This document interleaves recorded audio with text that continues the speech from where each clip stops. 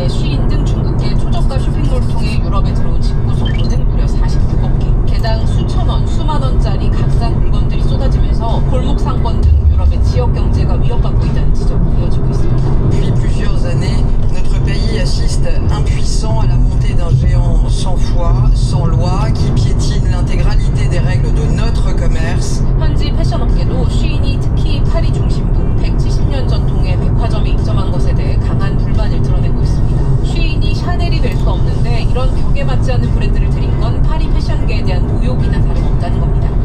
Des choses qu'on ne peut pas entendre. Ça a été la goutte d'eau qui a fait déborder le vase et on a décidé complètement de partir. 하지만 스페인 자라나 스웨덴 H&M 같은 유럽의 다른 패스트 패션 업체는 내버려두고 왜 중국 브랜드 쉬인만 문제 삼느냐는 비판도 나옵니다. Au Zara, H&M, mieux acheter aussi en Chine. Si ils produisent la même chose dans la même usine, pourquoi des boutiques de Chine? 더구나 5,500조 원이라는 빚더미에 앉은 프랑스의 어려운 경제 상황을 고려하면 값싼 옷을 파는 쉬인이 오히려 소비자들에게 현실적 대안이 되고 있다는 목소리도 있습니다. Galère à boucler les fins de mois et avoir de la nourriture dans le frigo, bah oui, je suis désolée, on peut pas aller chez Zara acheter les nouvelles collections, donc je peux comprendre qu'on puisse se tourner vers ce genre de marque. 쉬인은 불법 상품 판매 논란 이후 프랑스 당국의 조치에 전면 협력하겠다며 몸을 낮췄지만 프랑스 내무부는 쉬인이 반복적으로 규정을 위반해 공공질서를 해치고 있다며 파리 법원에 소송을 제기했는데요. 올해만 3차례 허위 과장 광고 등을 이유로 우리 돈 3천억 원대 과징금을 맞은 쉬인. 프랑스 당국의 제재 칼끝이 또다시 쉬인을 향하고 있습니다. 여러분, 요즘 음악 들을 때 어떤 음악 스트리밍 서비스 쓰세요? 멜론? 유튜브 뮤직? 아니면 스포티파이? 최근 국내 음원 서비스 1위를 꽉 붙잡고 있던 멜론이 2년 전 1위 자리를 내준 곳에서 모자라 이제 여기서 더 추락하고 있다고 합니다. 멜론을 곤두박질치게 만든 음원 서비스 유튜브를 등에 업은 유튜브 뮤직입니다. 21년부터 무서운 성장세를 보이더니 22년 처음 멜론을 추월했습니다. 올 4월 기준 유튜브 뮤직은 약 1,000만 명에 가까운 월간 사용자 수를 보이며 멜론에 비해 약 1.6배 많은 수치를 기록했고요. 시장 점유율은 42%를 차지하고 있습니다. 유튜브 사실 보지 않는 사람이 없는데 그걸 돈을 내고 구독을 하면 음악 서비스와 광고 없는 서비스를 같이 볼 수 있다는 게 굉장히 큰 장점인 것 같고 유튜브에는 정말 다양한 플레이리스트가 있고 또 유튜브 뮤직에서 제공하는 음원뿐만 아니라 동영상으로 된 서비스도 유튜브 뮤직에서 사실 같이 들을 수가 있다 보니까 훨씬 더 다양한 음원을 즐길 수 있습니다. 유튜브 프리미엄은 만원대 가격에 광고 없이 유튜브를 보고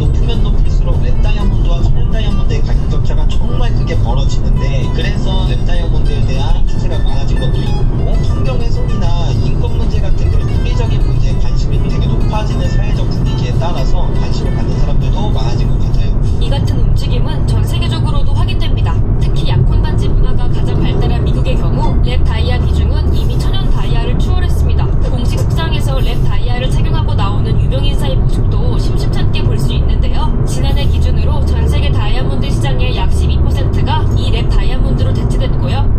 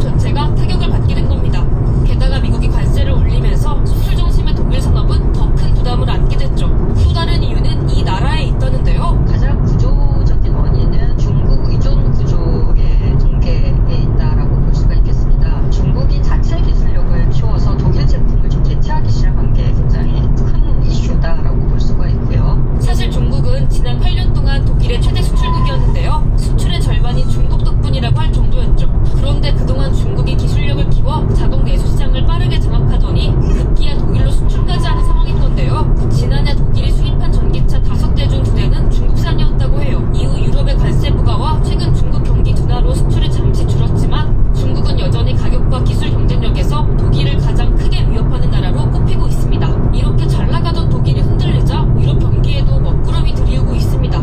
그런데 수출로 먹고 사는 나라, 제조업 중심의 경제, 그리고 높은 중국 의존도까지 어딘가 묘한 기시감이 드는데요.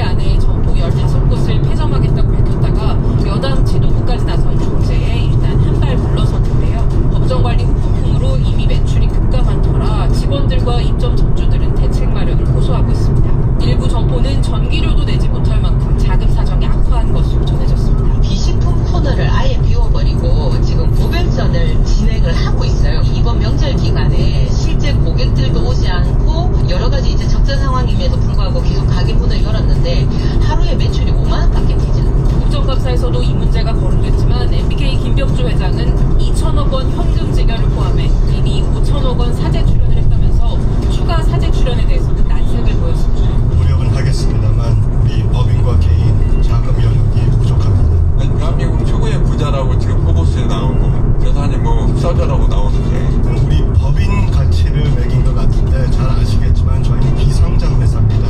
유동할 수 없는 가치입니다. 김 회장은 그러면서 인수합병 성사만이 살 길이라면 도와달라고 호소했습니다. M&A를 성사시켜 많이 좀 도와주십시오.